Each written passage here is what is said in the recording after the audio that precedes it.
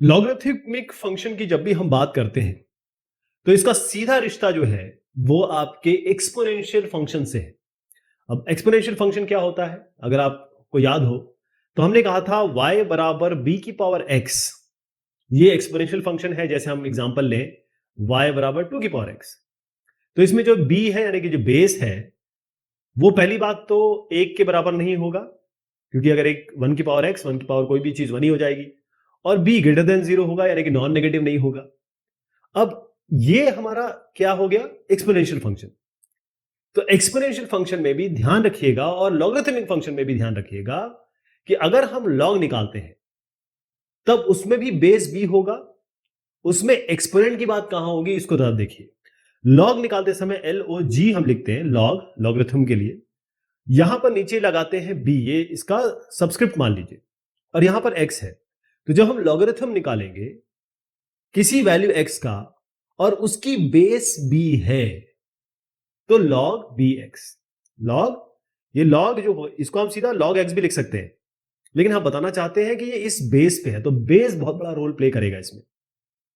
तो अगर हम ये कहें कि लॉगरिथम x बेस b है तो इसका सीधा मतलब क्या हुआ, इसका सीधा मतलब ये हुआ कि अगर हम कह रहे हैं y बराबर log bx, ये आया कहां से है, ये आया है हमारे एक्सपोनेंट से।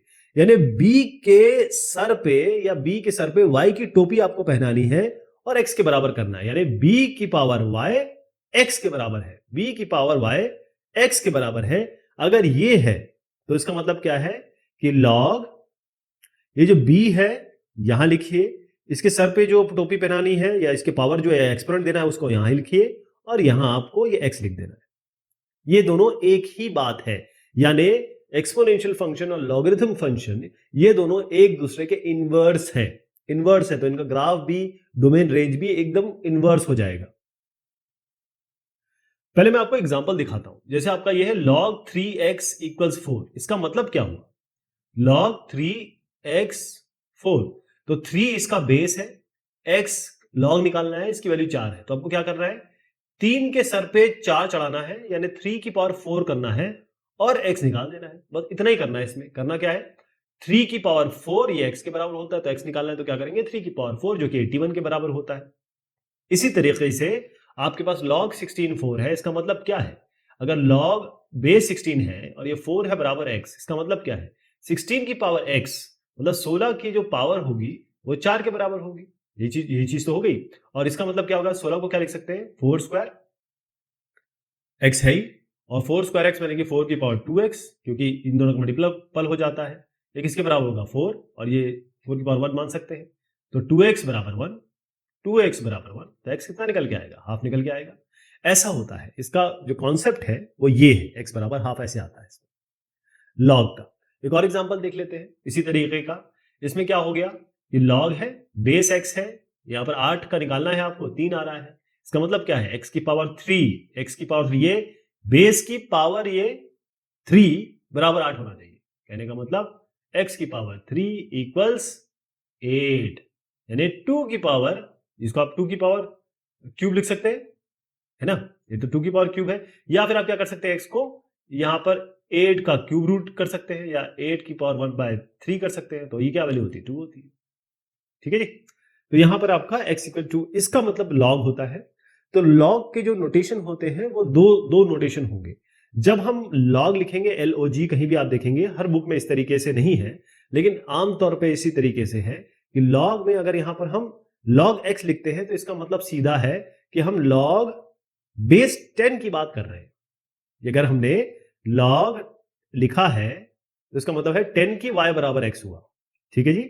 अगर हम ln लिख रहे हैं, ln लिख रहे हैं तो इसका मतलब है कि log बेस e है। e क्या है इसमें, इसमें आइलर नंबर है, आपको याद होगा 2.72 बताया था। e कहां से आता है 1 + 1/x, इसकी power x, limit x tends to infinity. इस सीरीज का जो सम होता है वही आपका e होता है। तो log e, बेस e है। और ऐसे लिखेंगे x, तो जब बेस 10 हुआ तो log लिखते हैं नॉर्मली, जब बेस e हुआ तो ln लिखते हैं, ln, ध्यान रहेगा। इसकी कुछ प्रॉपर्टीज है, जब भी हम log के बारे में बात करते हैं तो log की कुछ प्रॉपर्टीज है। पहली चीज तो ये है m और n आपके पॉजिटिव नंबर्स है, ये नेगेटिव नहीं लेगा, नेगेटिव की कोई गुंजाइश नहीं है इसमें। तो सबसे बड़ी बात यहाँ पर बेस देखना है आपको। तो बेस इसलिए लिख रहे हैं ताकि आपको पता रहे बेस। अब मान के चलिए कि बेस सबके सेम है, मान के चलिए, तो हम क्या करेंगे, लॉग, अगर m इंटू एन है इसका मतलब सीधा मतलब है कि आप लॉग m ये वाला प्लस लॉग n कर सकते हैं, बेस सेम रहने चाहिए।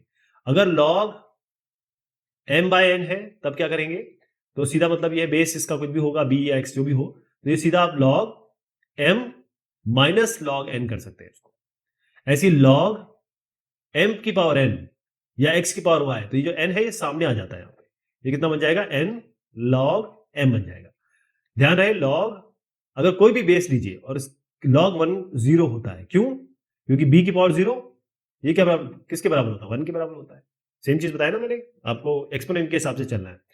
लॉग बी बी, अगर ये बेस भी सेम है और ये भी सेम है, इसका मतलब क्या है, 1, इसका मतलब b की पावर 1 ही तो b होगा।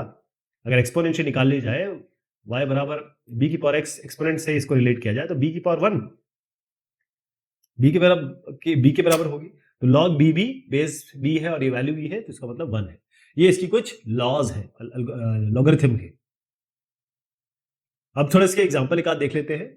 जैसे log 2 और log 3 की वैल्यू दी है आपको, log 5 ये दिया हुआ है, log 15 निकालना है। तो log 15 कैसे निकालेंगे, log 15 को कैसे लिख सकते हैं, log 15 को लिख सकते हैं log 3 इंटू 5, और log a इंटू b या log m इंटू n कैसे लिख सकते हैं, log 3 प्लस log 5।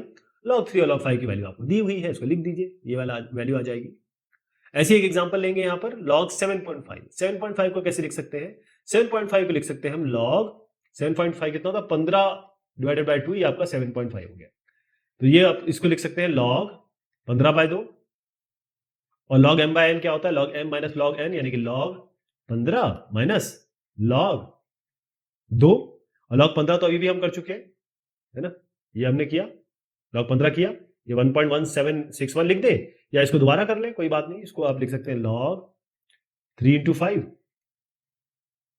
और इसको लिख सकते हैं आप log 3 plus log 5 minus log 2, तो क्या आ गया आपका साथ, 0.8751। ये सब केवल आपके आइडिया के लिए है कि लॉग कैसे काम करता है। लॉग 81 निकालना है तो 81 क्या होता है, 3 की घात 4, 3 की पावर 4 81 होता है, और इसमें लॉग लगाएंगे तो मैंने आपको बताया था ये पावर सामने आ जाती है। तो 4 log 3 की वैल्यू आपको यहाँ बताई गई है, इसको रख दीजिए, आपका 1.9084 आ जाएगा।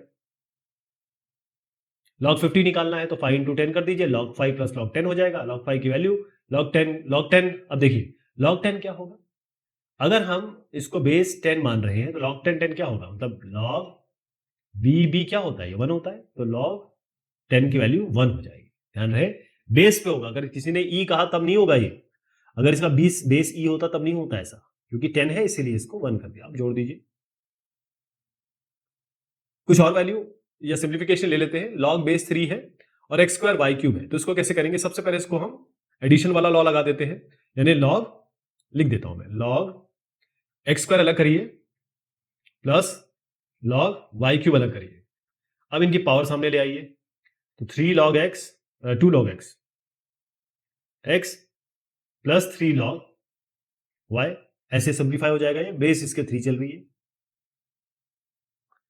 ऐसे आपके पास ये है log बेस 2 है, x स्क्वायर प्लस 1 बाय 2 की पावर x, तो इसको आप मान के चलिए आपका log m बाय n है, पहले ऐसे ले लीजिए, तो log m minus log n, यानी कि log x square plus 1 minus log 2 की पावर x। अब log a प्लस b है, इसका क्या कर सकते हैं, a प्लस b का तो कुछ बताया नहीं, ये इतना ही ऐसे ही होता है, ये जरूर आप इसको लिख सकते हैं log x square plus 1 minus 2 log x, ठीक है जी। अब log ये यहीं पे रह जाएगा log 2x, लेकिन ये 2 की power x, sorry x log 2 होगा। अब देखिए ये log बेस 2 बताया गया है, तो यहाँ पर 2 है ना, log 2 क्या होगा, b log b of b क्या होता है, 1 होता है, तो इसको आप 1 कर दीजिए, तो सीधा आपका log 2 x square plus 1 base 2 minus ये पूरा का पूरा x बचेगा इसमें।